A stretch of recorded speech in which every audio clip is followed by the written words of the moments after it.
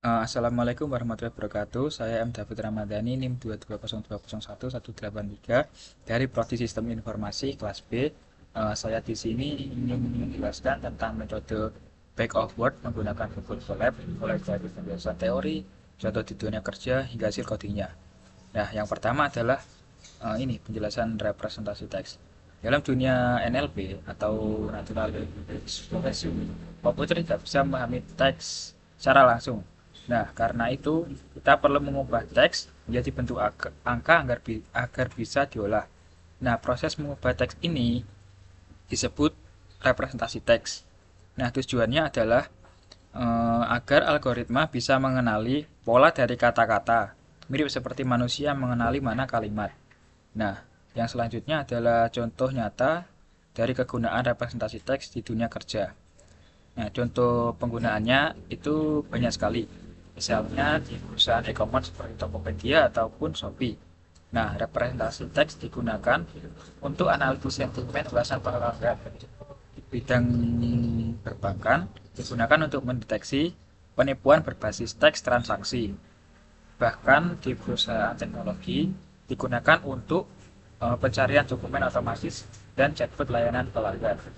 Selanjutnya adalah penjelasan metode back of word. Nah, salah satu cara paling sederhana untuk merepresentasikan teks adalah menggunakan back of word. Nah, metode ini bekerja dengan cara menghitung frekuensi setiap kata yang muncul dalam suatu teks. Jadi, kita mengabaikan urutan kata, tetapi memperhatikan seberapa sering kata itu muncul. Misalnya, kalimat "saya suka belajar AI" dan "saya belajar AI" akan dianggap mirip karena sama-sama memilih kata "saya", "belajar", dan juga "AI". Nah, kelebihan Back of Word itu sendiri adalah metode ini sederhana dan mudah diimplementasikan. Sangat cocok digunakan untuk data teks berukuran kecil atau untuk pemula yang ingin memahami dasar representasi teks.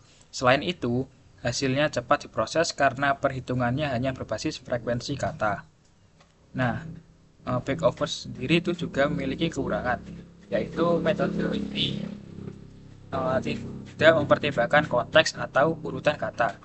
Yang kedua, jika jumlah kata sangat banyak, hasilnya bisa menghasilkan data berdimensi besar dan boros memori. Misalnya dua kalimat "saya tidak suka" dan "saya suka" dianggap hampir sama padahal mananya bertolak belakang. Nah, di sini selanjutnya saya akan menjelaskan tahapan dari back of word. Nah, yang pertama adalah mengumpulkan teks atau dataset, kemudian membersihkan teks seperti menghapus tanda baca dan mengubah semua huruf menjadi huruf kecil. Selanjutnya, melakukan tokenisasi, yaitu memecah kalimat menjadi kata-kata. Kemudian menghitung frekuensi kata lalu mengubah hasilnya menjadi tabel ataupun angka. Nah, selanjutnya saya akan jelaskan coding back of word di Google Colab. Nah, di sini saya tinggal paste kodenya. Nah, yang pertama-tama adalah ini import dari. Nah, di sini ada form escalate extract import convectors. Nah, ini import convectorizer sendiri adalah alat untuk mengubah teks menjadi angka. Kemudian ada ini import pandas ASPB digunakan untuk menampilkan hasil dalam bentuk tabel yang rapi. Selanjutnya, yang kedua adalah membuat contoh data ataupun korpus. Nah, korpus itu sendiri adalah kumpulan teks yang akan dianalisis. Di sini korpus saya adalah "saya suka belajar AI", kemudian selanjutnya ada "saya belajar NLP di kampus", selanjutnya ada AI dan Nah, yang ketiga adalah inisialisasi objek convectorizer. Nah, ini convectorizer ini akan mengubah teks menjadi vektor angka berdasarkan frekuensi kata. Selanjutnya, yang keempat adalah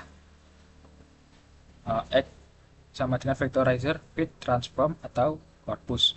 Nah, ini bit transform sendiri digunakan untuk mempelajari semua kata unik, lalu menghitung frekuensi kemunculan tiap kata. Yang kelima adalah mengkonversi ke data frame agar hasilnya lebih mudah dibaca. Ya, di sini ada ini DFU sama dengan base data frame. Nah, apa itu canggu atau array. Nah, array ini digunakan untuk mengubah hasil sparse matrix menjadi bentuk tabel atau array. Nah, selanjutnya ada kolom sama dengan vectorizer. Nah, di sini ada get fitur name out. Nah, ini digunakan untuk mengambil daftar semua kata unik atau fitur dari korpus. Nah, yang keenam adalah menambahkan label untuk setiap teks. Di sini ada df bow index. Nah, di sini saya melabeli dengan teks 1, teks 2, dan teks 3. Ini agar hasilnya jelas dan lebih mudah dipahami. Yang terakhir adalah untuk menampilkan hasil, di sini kita print. Kemudian langsung jalankan saja.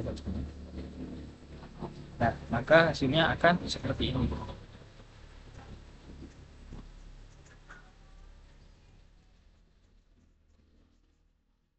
Ini ada teks 1, teks 2, teks 3 sebagai labelnya tadi. Kemudian dari hasil yang terlihat bahwa setiap baris mewakili satu teks dan setiap kolom mewakili kata unik. Nah, angka 1 berarti itu kata yang muncul di teks, dan angka 0 di sini adalah kata yang tidak muncul.